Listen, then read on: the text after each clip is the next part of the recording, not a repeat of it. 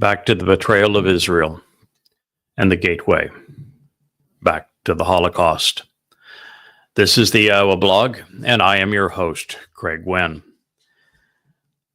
I have been explaining for 10 or 15 years now that the hideous notion of a land for peace deal with Muslims, called the two-state solution, the creation of a Palestinian state, was not only inevitable, but that it would occur prior to Shabat, 22 May 2026, because the prophets have spoken of it.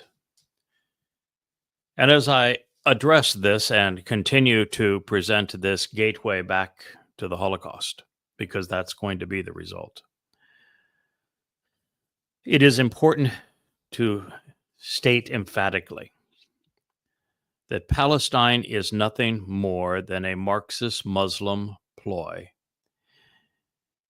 resurrected in the 1960s by the Muslim Brotherhood and the KGB for the express purpose of perpetrating genocide on Jews and obliterating Israel. It was originally conceived by Hadrian in 133 CE, after this vicious and savage Roman emperor ransacked Israel, crucified hundreds of thousands of Jews, completely destroyed Jerusalem, with the intent of turning the Temple Mount into a shrine to himself as a god, and to forever discourage Jews from recognizing Judea as their homeland again, because he, Hadrian, and Rome were way too savage to allow that to happen. That is where the myth of a Palestine began, and it was resurrected by Yasser Arafat, his sponsor at the time, Nasser, of Egypt, the Muslim Brotherhood, and the KGB, the Marxists in Russia. And the Marxists in Russia were involved because they were the arms merchants to the Egyptians at the time, and they were not selling arms to Israel. America was. And so this was the perfect use of communist propaganda. And this is really where that Marxist Muslim alliance all began, and it's still galvanized around the obliteration of Israel. It's all still a blend of outright lies, shaming the victims of genocide by calling them the perpetrators of genocide, the very thing that caused the Marxist to kill the two Jews who were embassy staff in Washington 2 nights ago. He was a Marxist.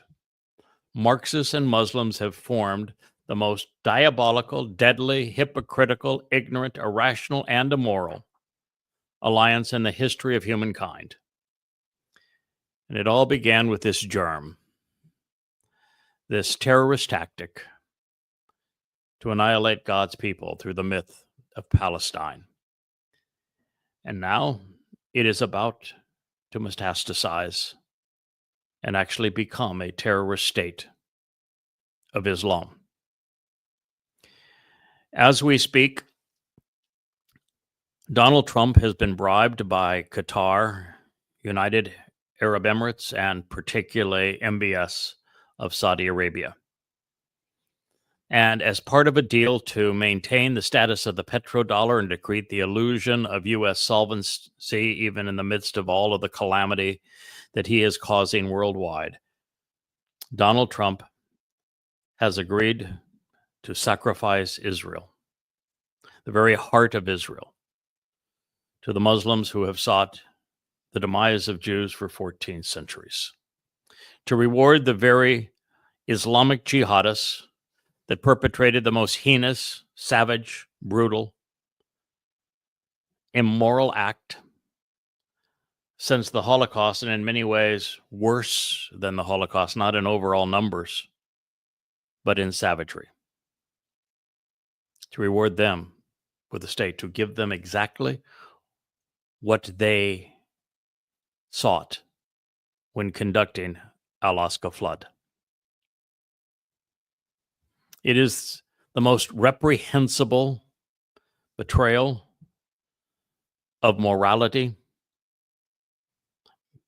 the planet has ever witnessed.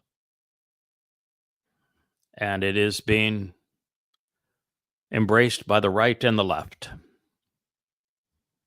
the secular and the religious. It causes my stomach to churn that progressives could be this stupid and that Muslims could be this vile and that the world could be so easily bribed, as is the case with America's universities, its media, both on the right and on the left, by the Bank of Islamic Terror in Qatar, and that the United States would do exactly as the prophets had foretold, be in the center of it all in the betrayal of Israel. I am not new to this story. I began explaining that this would occur because it was foretold in the prophets 15 years ago. And when Donald Trump was elected in November, I explained to all who would listen boldly and bluntly that he was the next Neville Chamberlain, and that Trump's Czechoslovakia would be Israel. His Nazis would be Muslims. His Hitler would be MBS. And that the betrayal of Israel as a result, rather than achieving peace in our time, would lead to world war, the death of millions of Jews, and billions of others as the entire world is engulfed in the resulting chaos. This is what the prophets predicted and foretold. They have never been wrong. And it's why I have stated it boldly and bluntly. And now what we are doing is we're reviewing one of the prophecies, I think the most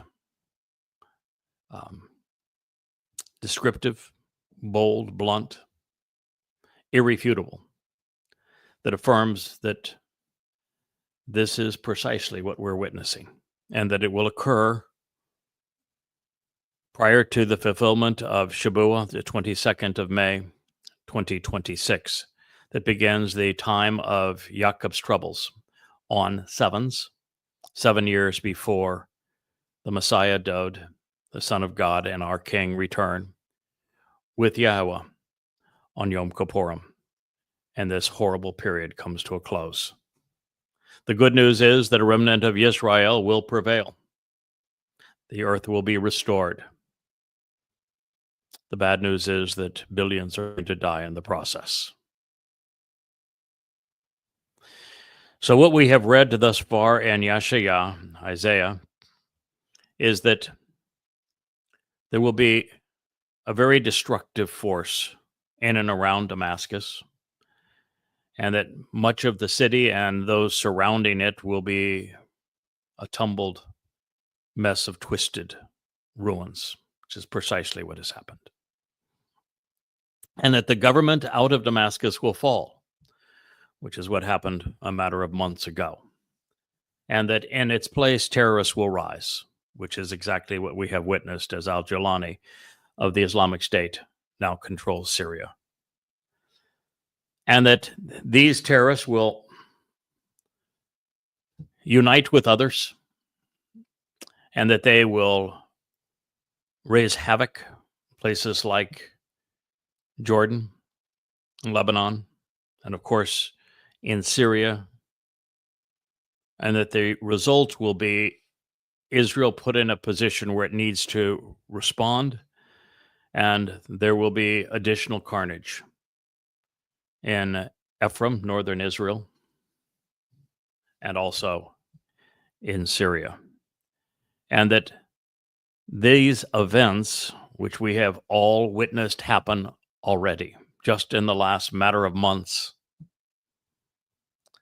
lead to the forfeiture of the heart of Israel. The prophet says that the land of Israel will be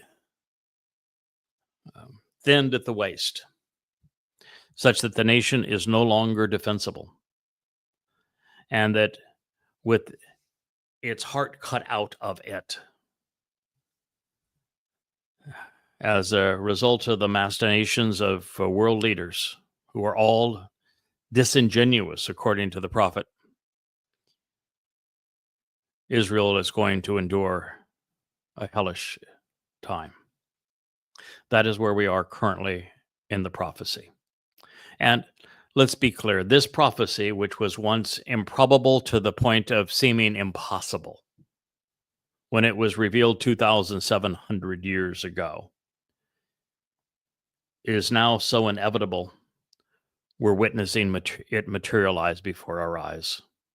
It is so precise that to any informed and rational individual, Yahweh has used past and future history to prove his existence and his authorship of the text we are reading and reciting in Yeshaya, Isaiah. But we have just begun.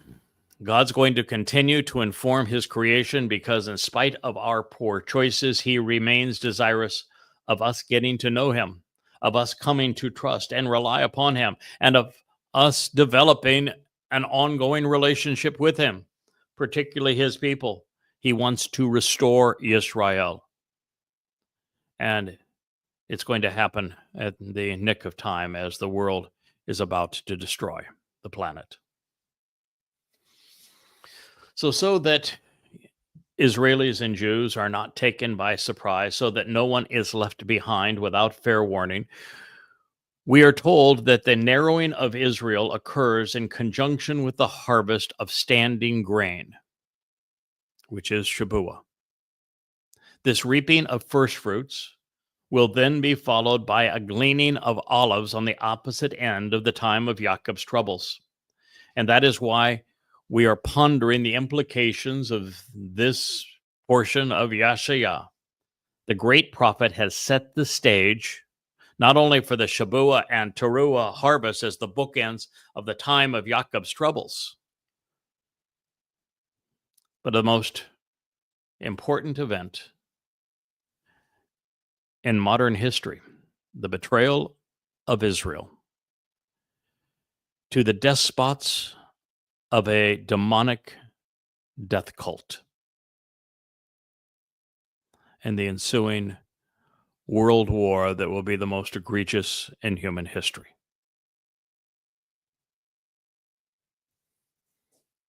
Inspired by Yahweh, Yeshaya penned 2,700 years ago. Then it will be like the gathering in and the receiving, asaf, like joining together and bringing in, collecting and assembling by removing by way of an ingathering and withdrawing through guidance of a harvest. Katsir. Katsir is a reaping of fruit from the chaff in the proper season. It is to cut away the branch so as to remove it from a short but extremely vexing time of extreme grief. This is a harvest of standing grain, that which is upright and firmly rooted, with the ability to stand up and rise from to take a stand, to affirm, to validate, and establish, being upright, ratified, and confirmed. And his Zeroah, the one who is cultivating the seeds sown for this harvest, such that it is fruitful and productive. Zeroah, the strong arm, leading his flock, the one with the ability to accomplish what is required to be productive and fruitful, the one who sows the seeds of new life and anticipation of a bountiful harvest. It is from Zerah, sowing the seeds which take root and grow, producing offspring. It is a title that is afforded to three men: Moshe, Dod, and Yada. His Zeroah will reap the harvest with unfolding implications, Katsir. He will continually gather that which has taken root and grown, reaping that which is productive, separating the fruit from the chaff at the proper time. This of first fruits, forming an overflowing torrent, moving swiftly from one place to another in linear fashion as a result of the stem off of the main branch. Shibolim, of grain, of fruit, on upright stalks, outstretched branches found flowing in great abundance from Shobel and Shiblet, the flowing hem of a skirt and the river moving quickly as flowing from one place to another without turning, straightforward in linear fashion, glistening all the way. In addition, there will be a time certain that which is similar to a gleaning of what is left and a final collection and a last ingathering, a lakot, a rapid gathering up of a remnant, quickly removing all or most of the remaining harvest. Speaking of a numerically insignificant ingathering compared to a main katsir, and implying that a small amount is collected in relation to the energy that is expended to grasp hold of them and to withdraw them one final time. Of first fruits, flowing from one place to another in linear fashion. In the profound depths of Raphaim, where the sick have been healed and the defective have been restored, while the feeble falter and the souls of the dead remain. Yashayah, freedom and deliverance are from Yahowah. This location, which is called in the profound depths of Raphaim, it is from the vast and open places where the depressed have been healed by the physician, from Rapha, a place where the impaired have been restored to health, and Rapha, where the feeble still falter and are left to descend from a higher place to a more diminished status as a result of being lazy, limp, habitually refusing to exert the effort required to prevail. Raphaim is a broad and open valley 2 miles west-southwest of the Temple Mount in Jerusalem.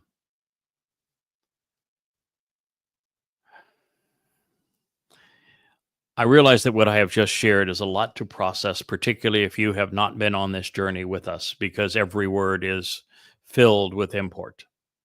And I'm going to share my thoughts on it, and we're going to go back to this testimony to go back over it so that you understand exactly what God is saying at this time, because it is a matter of life and death. But before we do, let's just be clear about the main point. This thinning of Israel at the waist so that the nation becomes indefensible, that follows the fall of the government out of Syria and the rise of a terrorist regime that we have already witnessed, occurs before this Shabuah harvest, which has just been described.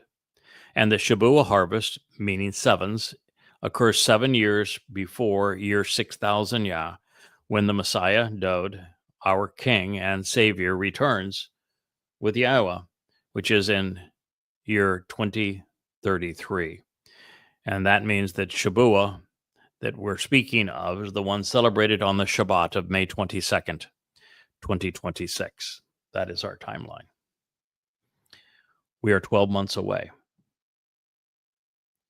from that moment. That is why we know what is going to occur, the thinning of Israel by the imposition of the two-state solution, and when it's going to occur. And later in the 18th chapter, Yashaya Isaiah, inspired by Yahweh, is going to tell us who is the one who perpetrates this great calamity, making Israel indefensible. So this pronouncement, when combined with the next, is the single most important statement any prophet has revealed pertaining to you, if you're listening to me now, and to our relationship together at this time. So let's make certain that we appreciate the context and the content of what was just revealed. Based upon what Yahweh just said, and soon will say, we can deduce that Muslims are going to behave badly in and around Damascus, even as Shia battle Sunni for supremacy and Bashar al-Assad provokes retaliatory responses. The prophecy states that the Bashar al-Assad government will fall and that great damage will have been done to Damascus during the overall process of this terrorist fight for control of the country, which is exactly what we have witnessed. Now, the obvious reason will be for Israel to respond is to remove the stockpile of rockets that Iran has positioned here, as well as the Assad war machine that was aimed at Israel, so that the Islamic State terrorists that have risen to power in Syria don't deploy these weapons of war to harm God's people.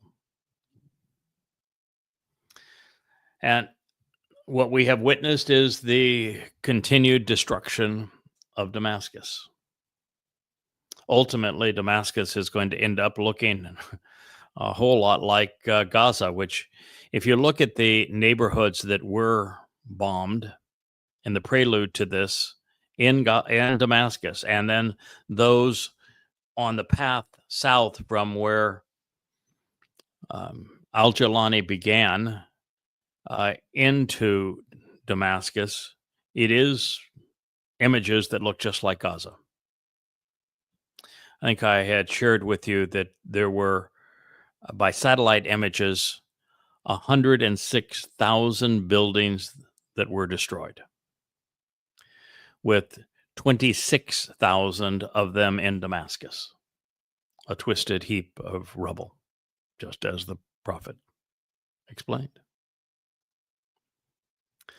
And as the prophet explained, the Syrian government has now fallen. In fact, it's interesting here to speak about the nature of prophecy. I last edited this text that I'm sharing with you about a year and a half ago. And at that time, I had to write it in the ensuing events, the Syrian government will fall, leaving it like Libya awash in terrorists, is what I wrote, because that's what the prophet said was going to happen. Now I have to speak of that in the past tense because it has happened. But that's the nature of prophecy. When God says something's going to happen, it will happen. It has happened exactly as he described it. I then wrote, in an inane attempt to stop the rapid escalation of world conflict, that war will be ignited by rewarding the Muslim terrorists with an Islamic State carved out of the heart of Israel. Now, if I were delivering this a matter of 2 weeks from now, I would have to render that in past tense too. Saudi Arabia, having now bribed Donald Trump and derived a series of concessions from Donald Trump as a result of Trump needing desperately Saudi Arabia to retain the petrodollar status because of the faltering nature of the U.S. currency as the world's reserve currency and the fragile nature of a fiat currency with a nation that has $40 trillion in debt and cannot service it in any other way than the illusion of money, which is only possible with reserve currency status. Trump was over a barrel, and he made no attempt to do the right thing, but simply capitulated and then was bribed into compliance so that MBS is pulling his strings.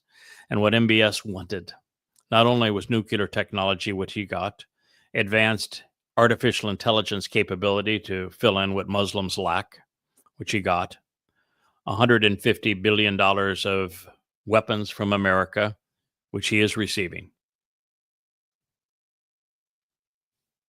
But he wanted to be the one who actually delivers the final blow to Israel. And that final blow to Israel comes by way of establishing a terror state, a Palestinian state, malcontent and murderous Muslims right in the heart of Israel, armed to the teeth and motivated for a single cause, to end the two-state solution with the imposition of one Islamic state, all the way from the borders of India all the way to Morocco. And that is what we're witnessing. The Muslim terrorists who perpetrated 10/7 are being rewarded with an Islamic state carved right out of Israel. And the consequence of offering a terrorist death cult, the land of Judea and Samaria, even portions of Jerusalem for purposes of peace, is that more terrorism, more ruthless, violent terrorism, and death on an unimaginable scale will ensue. So to keep his family safe, Yahowah will be working with his third and final Zeroah to withdraw the covenant children in an asaf, an ingathering of ketzir, a harvest of kama, of standing grain on Shabuah. Now we know that this portion of the prophecy describing what will transpire on Shabuah is true, because in the Torah, Moshe reported, you should consistently recount the written documentation communicated on how to relate to 7 and the oath of Shabuah, sevens, as the promise of the Shabbat, as it pertains to you, beginning from the separation by bringing a sickle, an implement for liberating, separating, gathering, and harvesting, to the kama, the standing grain, that which is upright and firmly rooted, from kum, to stand, to rise, to be ratified, and be confirmed. Begin to initiate the process of the written word regarding 7 promises and Shabbats. Dabarim, Deuteronomy 16:9, its words.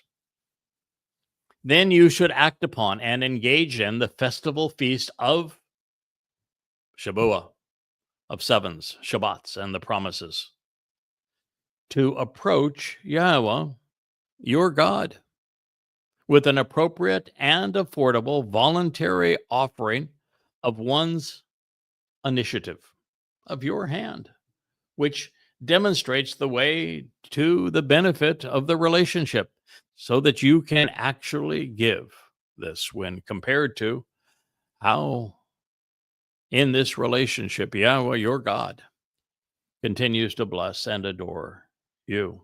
Dabarim 16:10. You can genuinely rejoice and be glad in the presence of Yahowah, your God, you and your sons and daughters, and your male and female workers. Those who benefit from the relationship are who are in your communities, those of different ethnicities and cultures, the orphan, and those who are lonely, the widow and the forsaken, wanting to be led such that she is on the correct path. In your midst, standing up at the place which to show the way to receive the benefits of the relationship, Yahweh your God chooses for his personal and proper name to dwell and to reside. Dabadim words, Deuteronomy 16:11. Therefore, it can be stated with absolute certainty that Chag Shabuah is a time to reciprocate Yahweh's love. It is a time to separate the kama, the standing grain, from the earth. Those souls who are described as standing upright so that they are not bowed down, they are established, confirmed, and ready to rise. Therefore, during Shabuah, the covenant family, comprising men and women of many ethnicities and different situations, having been led along the correct path, will be overjoyed when entering Yahweh's presence and removed from this cesspool of human malfeasance. Not wanting his covenant family to be caught up in the carnage, Yashayah has begun to describe at this time. He says that Yahweh will institute the Shabuah Katsir of Kameh, of standing grain. Therefore, in this context, in the current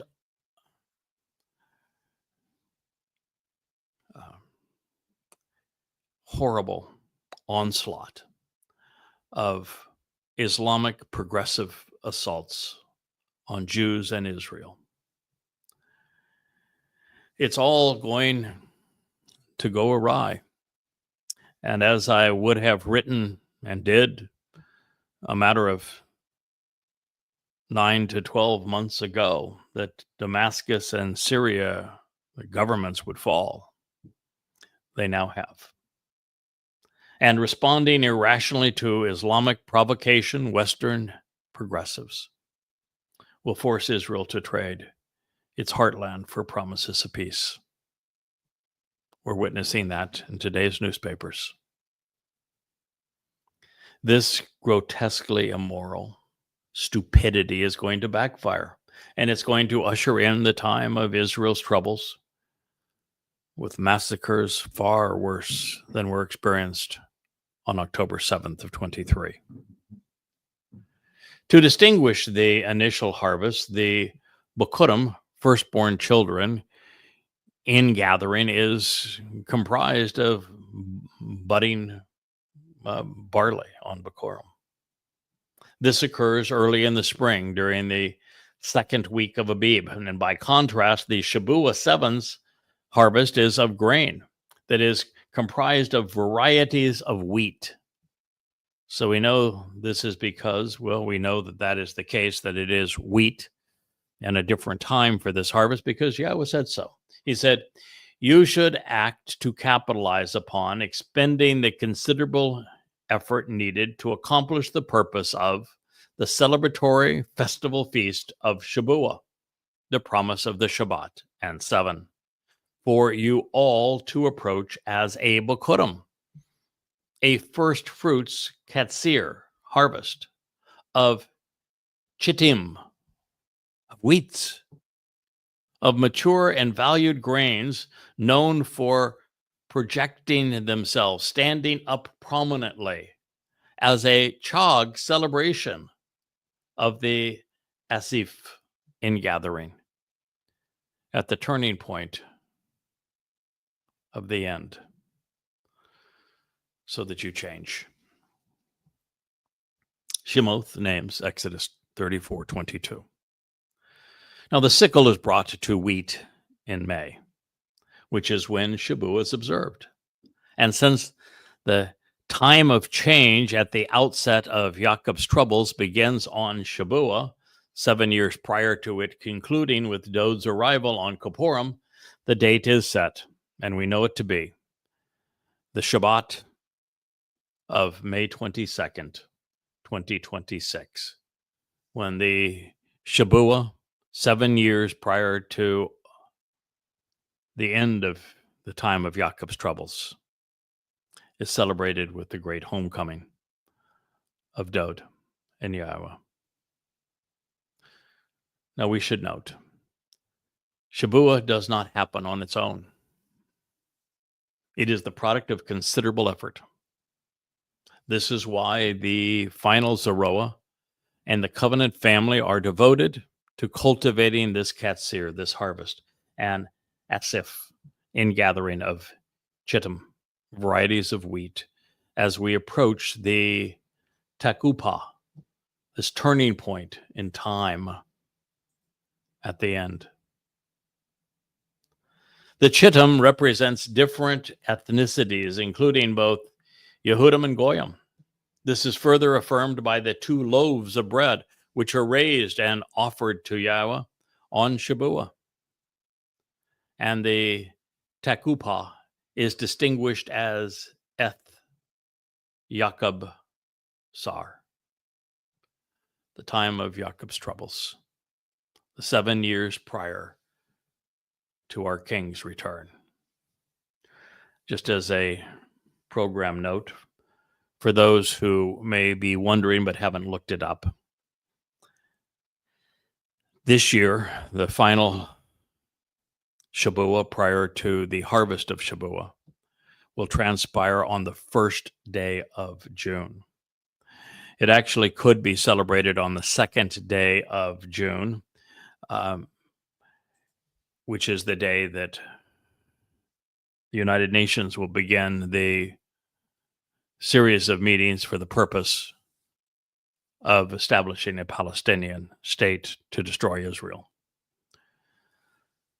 But I'm going to be celebrating it on the 1st of June because that is consistent with the time that I began Passover, so that we could have our Passover meal during our celebration of family hour on a Friday evening, the beginning of a Shabbat.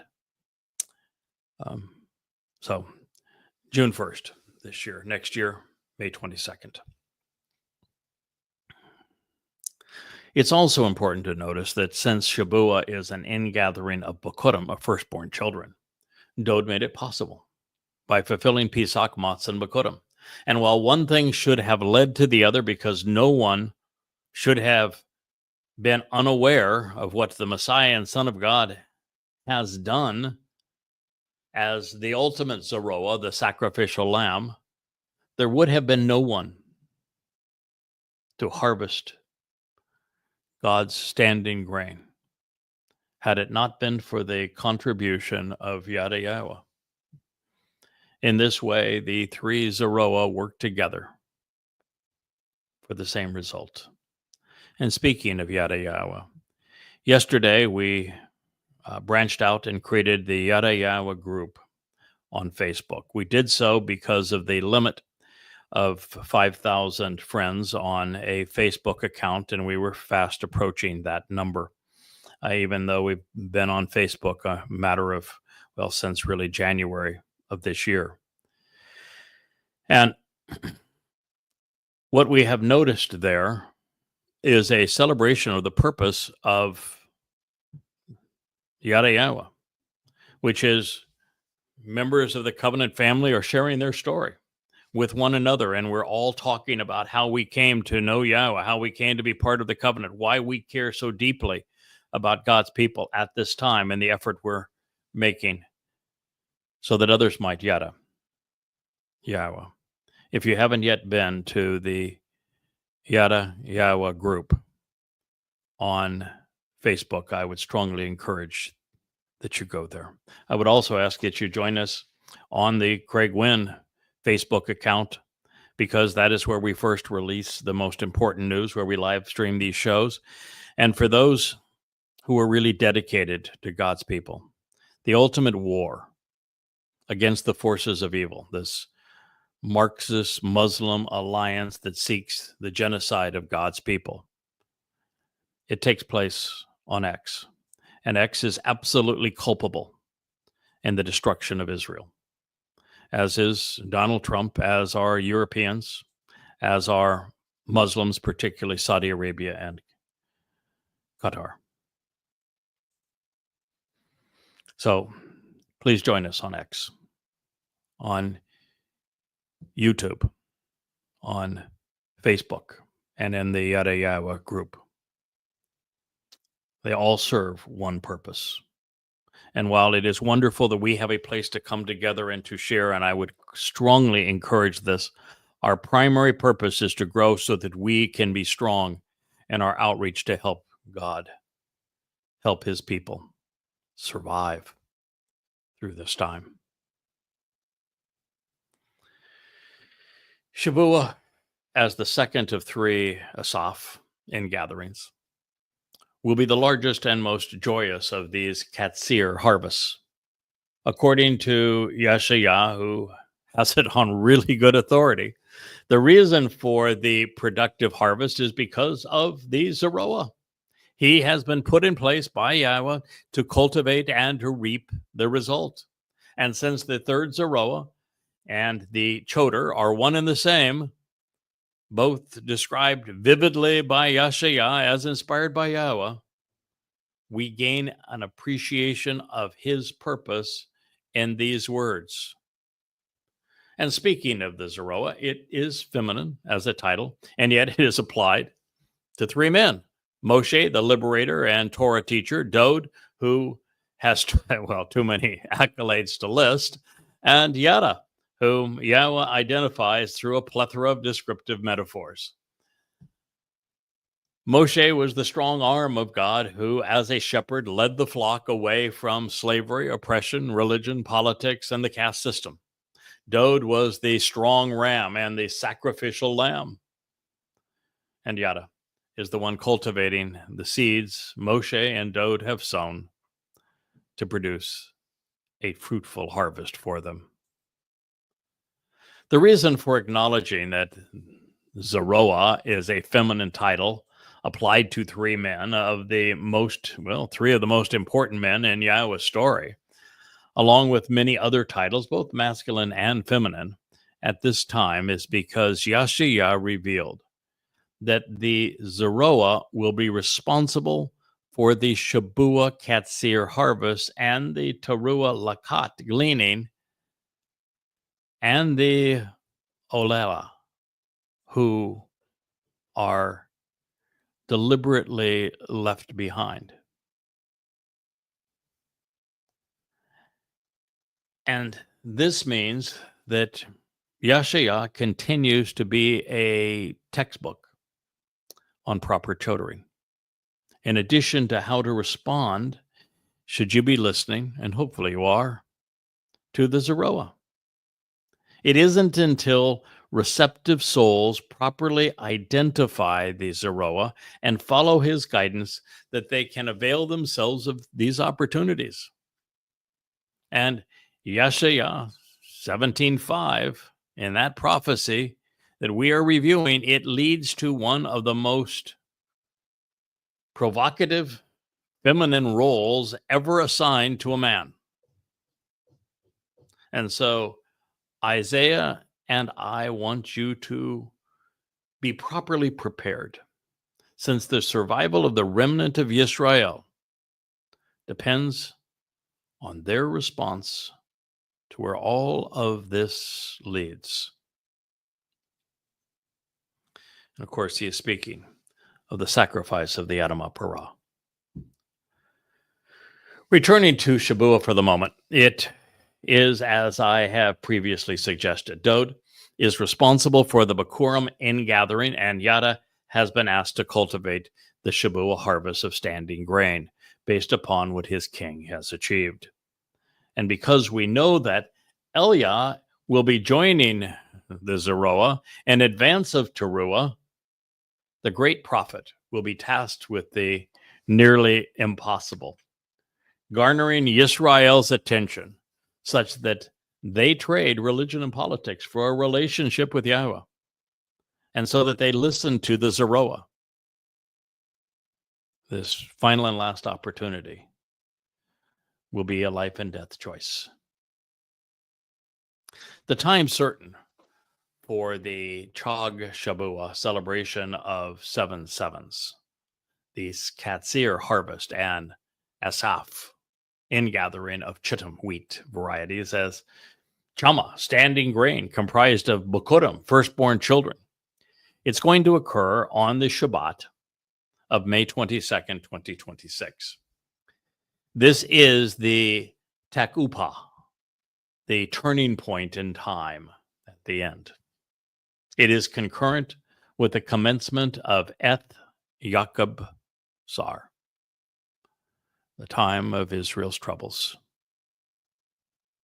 beginning the 7 years before Yahweh and Dod arrive on Yom Kippurim, the day of reconciliations at sunset in Jerusalem, the source of guidance on reconciliation, October 2nd, 2033, which is year 6000 Yah.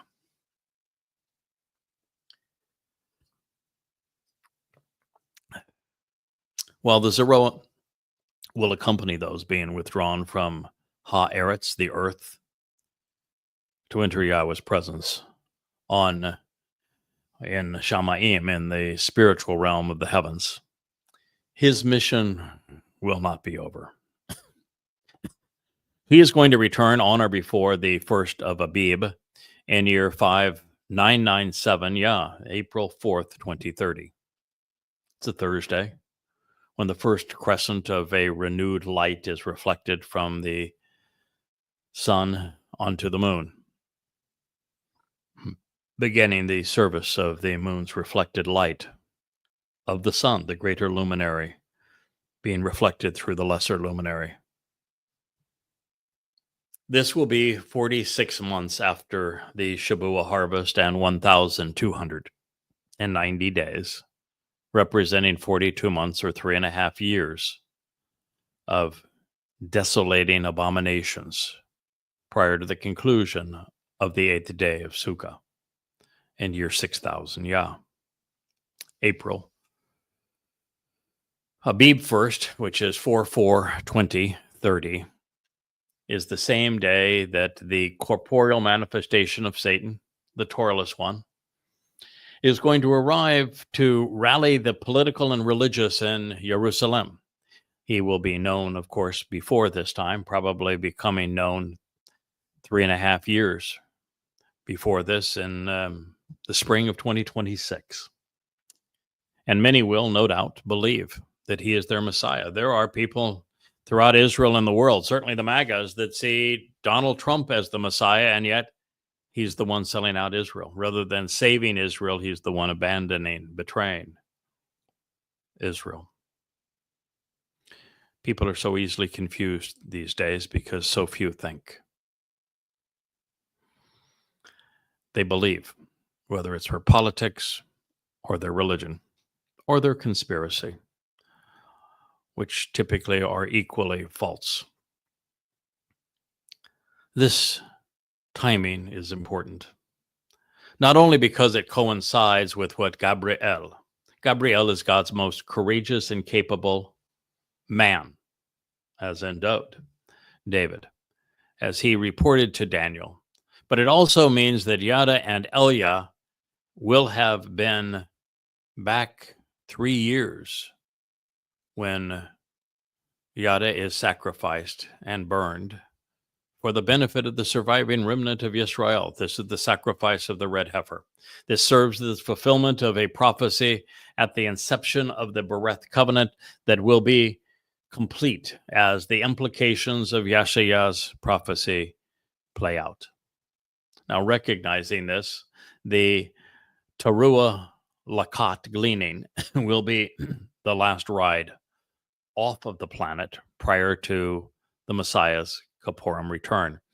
The reason that it takes place the evening before the sacrifice of the red heifer is that from the time of the Shabua harvest to the time of Teruah, over that 7 years, from May 22nd, 2026 to the 23rd, the evening of the 23rd of September, 2033, There will be numerous Yehudim and Israelites that return to Yahweh, embrace Yahweh's name, accept the terms and conditions of the covenant, attend the Moed Mikre, and receive the benefits.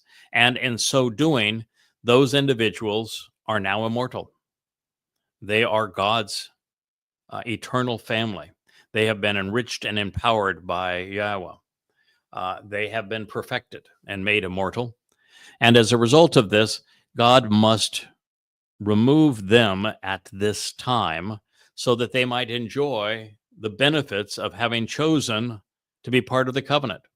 And that means that 100% of those Israelites who are now part of the mortal remnant who remain in Jerusalem, and those who are brought in courtesy of the white spiritual chariot that canvasses the world, as we're told in Zechariah 6, over the 12 hours from sunrise to sunset in Jerusalem on the Shabat, the 24th of September, during the day of Towrah, the day of the herald, to the backdrop of a full solar eclipse. All of them will be mortals. They are the adulterous woman, now prepared to be cleansed so that she can be betrothed to the returning king, Dod. That is what is being described here. That is why there's this series of harvests. One is to keep the covenant family out of this horrible time of Israel's troubles. The second is to reward those who have made the right decision to be part of God's covenant family. And the third is to then prepare this final mortal remnant of Israel for the king's return and the ultimate family reunion. The rapid tertiary ingathering of Israelites and Yehudim will occur during, as I have mentioned, a full solar eclipse on the Shabbat of September 23rd, 2033, with just 10 days remaining before the family reunion. I am laughing because my Labrador, Asher, just walked in for a reunion with me here. She was on the wrong side of a door. And if you know Labradors, they have these big, huge otter tails. And Asher is beating her tail against the desk and against my leg, and it's making quite the racket. So this is what Labradors do.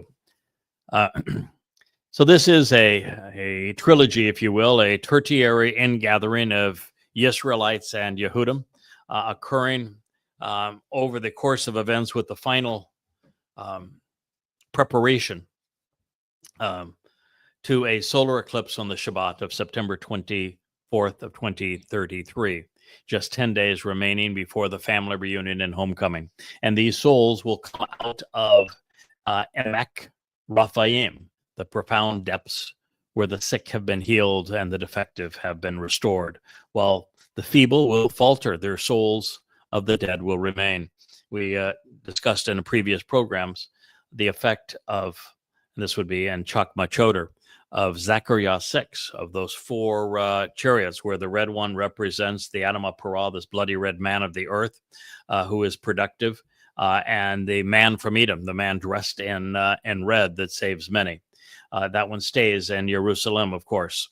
And then there is the black chariot, which is the one now being described, that is for the feeble who falter, who are still too religious and political, conspiratorial to benefit from what the sacrifice of the red heifer will offer. Then there is the white chariot, and its purpose at that time is over 12 hours to gather all of the Israelites not currently in Jerusalem so they can benefit from the events of this day of Teruah, the day of the herald. And then, of course, there's the dappled chariot that takes its time, but it's canvassing the world for Goyim that are neither religious nor political. They're certainly not anti-Semitic. They have done nothing to harm God's people. And those with the best attitudes and with the right attributes and proclivities are going to be brought to be of service during the millennial Shabbat, which will be a pretty spectacular duty for them. And so this is all that is transpiring here, and specifically why Raphaim has been used, because it describes all of this. The valley of Raphaim then is nearby, just 2 miles southwest of the Temple Mount and Jerusalem, which is important in that they're in the midst of this depressing time. Some Israelites will be healed and restored to the extent that they can be. Well, the previous evening they will be withdrawn to heaven, and during this day, the mortal remnant will be brought in to benefit from the sacrifice of the Yada Yahowah. They'll be cleansed by the torrent of water that will be emerging from beneath the Temple Mount, mixed with the ash of the Yada Yahowah, and this purged by the searing flames that Yahweh will ignite. All while those who have come to attack Israel will be incinerated and then washed away by these very same elements. It is a period like none other, the greatest show on earth, the ultimate spectacle whereby the dividing line is finally formed, and you are either eliminated or you move forward in time. So before we move on, it's interesting to note that there were 4 distinct words used to describe these 2 end gatherings: Asaph, Katsir, Katsar, and Lakat. To appreciate why God chose all 4, it is incumbent upon us to search out each word's unique implications. This study begins with Asaph, which is translated as gathering in and receiving. Asaph is a joining together of God and his children, bringing them into his home, and of collecting them by way of an ingathering when withdrawing them, as if another Exodus. And they're brought out of and away from harm through the guidance that God has provided through his Torah. Now, Katsir conveys so much more than harvest. It reveals that the desirable fruit will be reaped from the unwanted chaff, and that this will occur in the proper time or season, pointing out the way to the mikre of Shabuah and Towrah.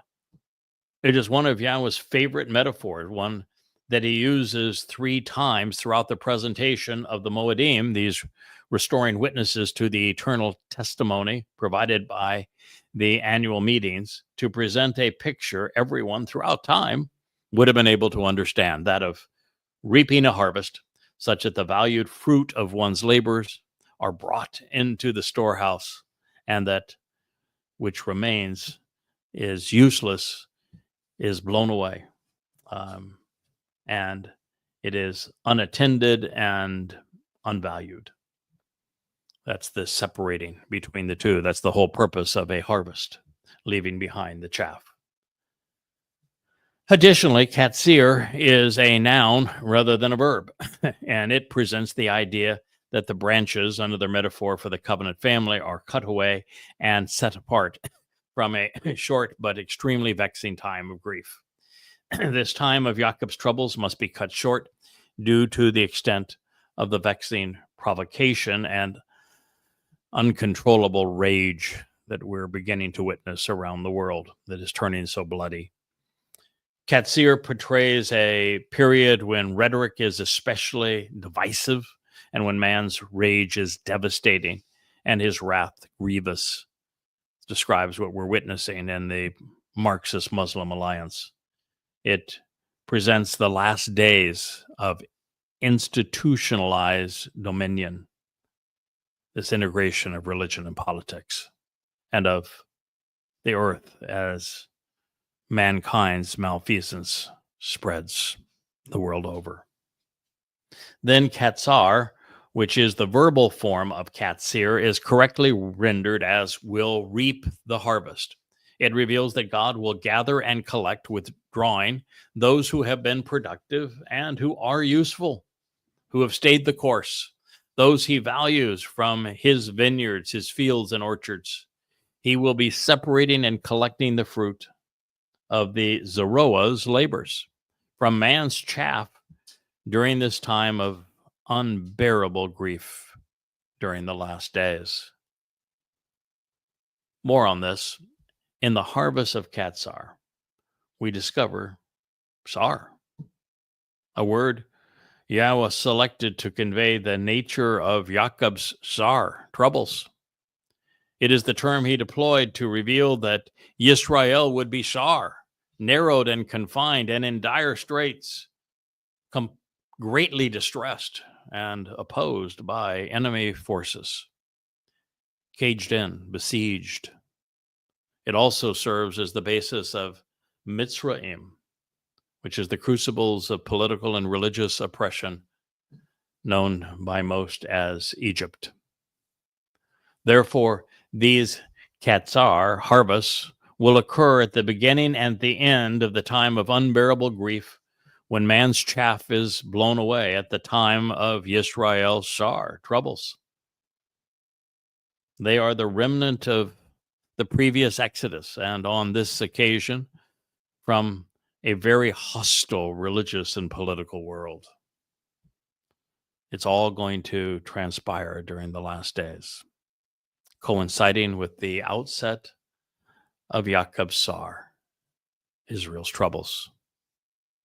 Now, in this regard, Kama is revealing because based upon Kum, it confirms that the covenant family is standing tall and firm, standing up so as to be seen and heard against the forces that would harm his people, these progressives serving as the pimps of Islam and on behalf of Muslim genocide against God's people. We are represented by the letters repeated in God's name. These are depicted by someone reaching up to grasp hold of Yahweh's hand as a result of what he and his Zeroah have accomplished. The fourth, but not last harvest, is a Lakat. It represents a gleaning, a rapid ingathering of whatever remains valuable to the harvester. Just as the Towrah harvest will concur suddenly, Lakat describes the process of quickly removing the remaining harvest. It's got to be that night because the next day there's only the mortal remnant left. So it is a process that occurs very quickly. With a Lakat, the numbers are fewer and the effort required to revive the fruit is great, accurately conveying the intensity of the moment just days from the end and the intense work that Elia and Yada will have invested. The first three Mikre were fulfilled one after the other by the ultimate Zeroah, the sacrificial lamb, Dode, 40 Yobel ago in 33 CE, exactly at the moment he predicted he would arrive to do this 700 years prior when speaking to Daniel. So now, on the precipice of year 6000, God is announcing that he will once again honor his promise to fulfill the final four Mikre, Shabuah, in year 5993 which is 2026 CE, followed by Teruah, Kippurim, and Sukkah, one after the other, in year 6000 in 2033. In between these monumental events, the Zeroah is going to be, tasked and busy serving on behalf of his king, with the last Zeroah reflecting the life and the lyrics of the man he is honored to serve. And fortunately, the title Zeroah affirms that he will be productive and fruitful, such that the great homecoming and ultimate family reunion will be celebrated to a full and joyous house. Just how productive remains to be seen as we move from Yeshaya 17:5 to 17:6 and beyond. The prophet will take us to the place I could not have imagined. even though it was boldly scribed in the Torah long ago. Now, finishing our thoughts on Lakot. It depicts a gleaning as a final harvest. This puts the Mikra of Towrah in its rightful place as the last of three ingatherings of saved souls. By calling it a gleaning, God is affirming that the yield will be light and the time frantic, the effort enormous. Now, this is consistent with his written proclamations on the first of the two tablets when he wrote, "Thousands will receive his mercy by observing his covenant's conditions." Thousands amongst billions, my friends, is just 1 in a million. Shibolim, which appears twice in Yashaya 17:5, both in conjunction with the Katsir and the Lakot. Shabuah and Towrah is also an affirmation of Yahweh's plan. It is used to portray the connection between the Katsir of Shabuah and the Lakot of Towrah and the Aksaf of Bekurim, firstborn children, which preceded it during the gleaning 40 Yobel ago in year 4000 Yah. It serves as an allusion to the nature of these first three Mikre, Pesach, Matzah, and Bekurim, which in turn serve to make Shabuah and Towrah possible. And as we know, Dod's fulfillment occurred in the spring during Abib, when the young barley ears are still green and growing at the head of the grain. It was a time when Yah's children should have been receptive to his invitations rather than mature, hardened, and easily crushed. And speaking of crushed, we will soon discover that the Zeroah, under a different descriptive time, or title, I should say, well, he's going to be beaten to death on Towrah. Just, 9 years from now, 8.5 years from now. Then it is Eliah who will plead with Yehudim to be receptive to the Torah again, such that Shibolim, moving in accord with the guidance and teaching that flows out of the Torah, will aid this remaining remnant of Yisrael so that they are prepared for the ensuing homecoming and the celebration of the family reunion on Yom Kippurim. Shibolim is an exceptional term in its own right, based upon Shobel and Shibolet.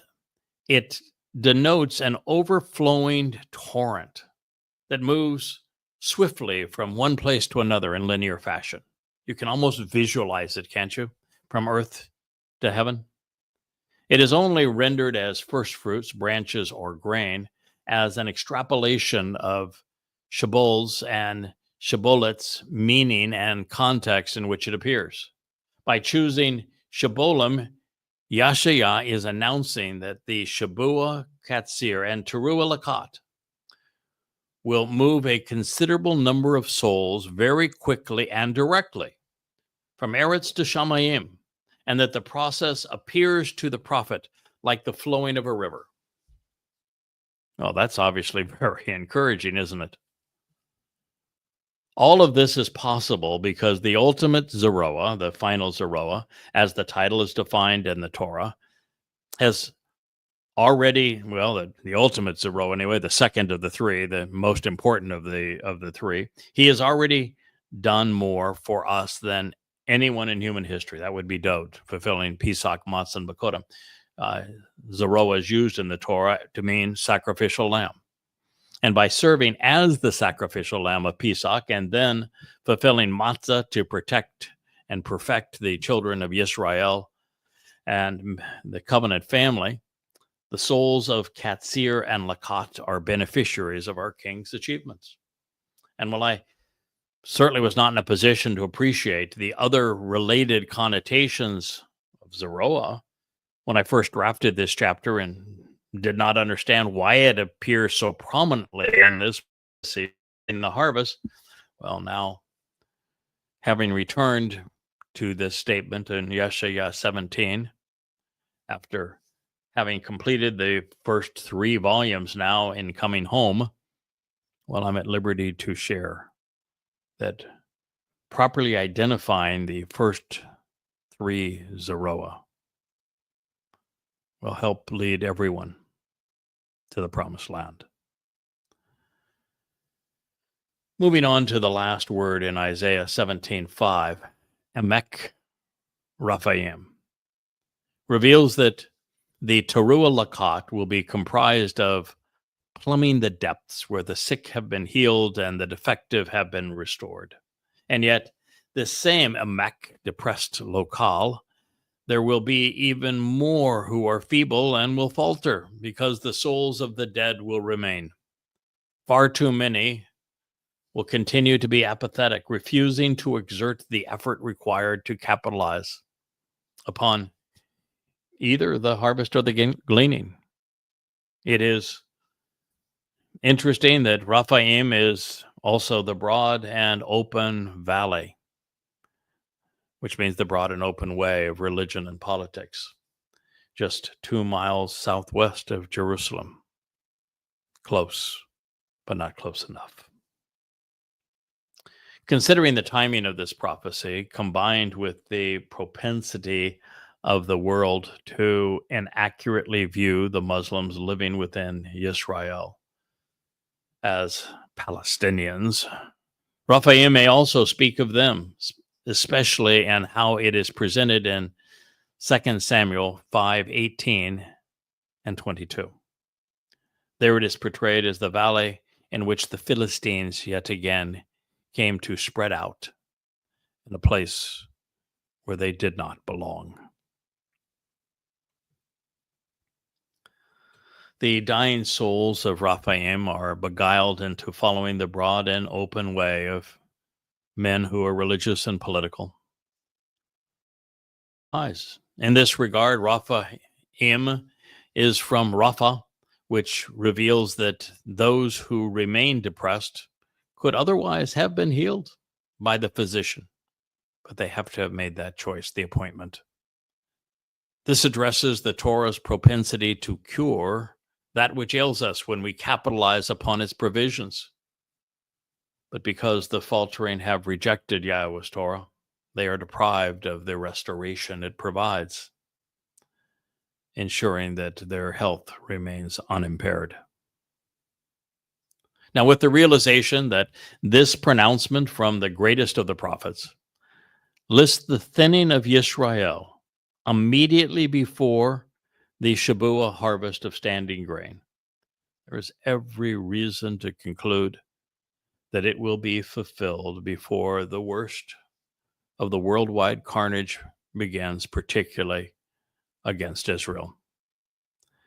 It also seems reasonable that the treaty alluded to in Daniel, the one which appears to usher in the beginning of the time of Jacob's troubles, that it's predicated upon Israel sacrificing land, as this prophecy predicts.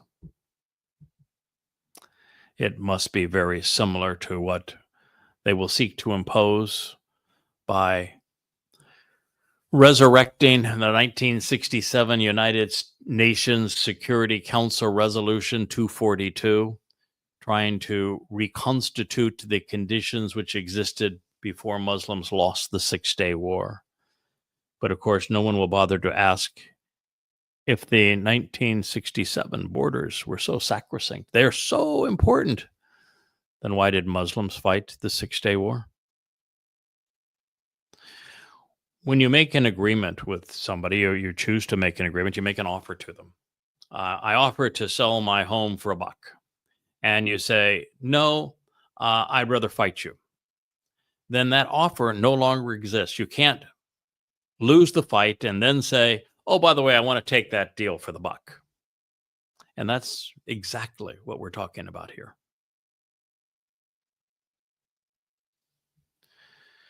It's also we're talking about in the 1948 War of Independence, where Israel was offered a state and the Muslim nations said, nope, you can't have it. We're going to kill you instead. You can't then go back and say, oh, we want that original. It's not the way it works. Unless you're a progressive and then you're stupid. Most progressives have never worked an honest day in business anyway, so they don't know what it is to make a fair and lasting deal. It's all part of the process. Israel is becoming ever more vulnerable over time, with 2 decades separating the forfeiture of Gaza, which was ceded to the Muslims on September 22nd, 2005, followed by 2 years from now by not 2 years perhaps from the time of that I last edited this, but now separated from what's imminent. And that will call for Judea and Samaria, errantly called the West Bank, to be given to the Muslims who murdered, raped, tortured, mutilated, abducted, tortured some more, gloated over, celebrated their carnage on October 7th. Also at issue is we don't know. Again, it's just showing how prophecies are fulfilled so very quickly sometimes. I had said we don't know when the Syrian war will end. Well, we do know now. It's already over. And it ended in 2024 with terrorists prevailing, just as Yahweh had foretold. And so we now know that all of the pieces that were specifically described, every detail in the prophecy, took place just as God said that it would. And now the world is prepared to give these Muslims, the Islamic State of Pakistan, the territories surrounding Jerusalem, Ramallah, Jericho, Bethlehem, Hebron, tearing Israel to pieces.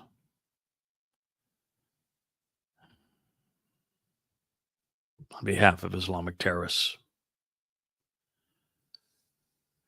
And it's all going to happen between now and May of 2026. And then the worst of Jacob's troubles will begin. Satan incarnate will arrive. Islamic jihadists will continue to commit ruthless acts of terrorism. The next invasion of Israel will be between 100 and 1,000 times worse than what we witnessed on October 7th. All of this leading to cataclysmic war. It will lead to the deaths of more Jews than any other time.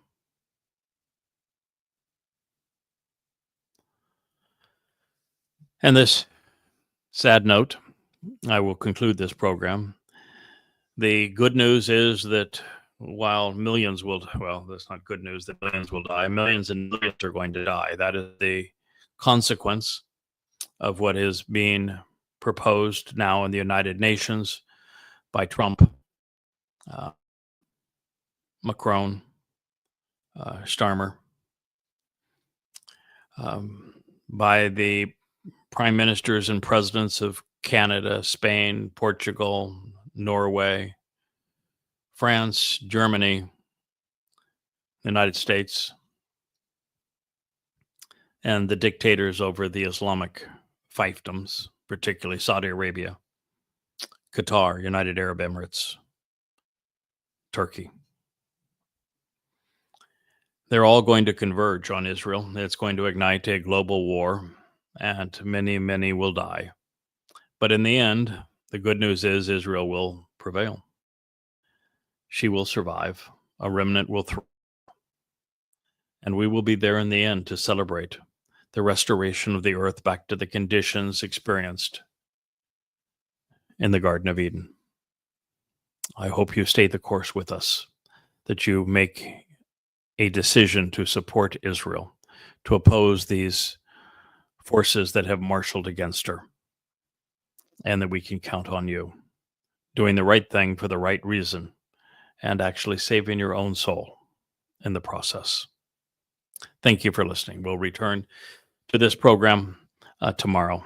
May Yah bless you all.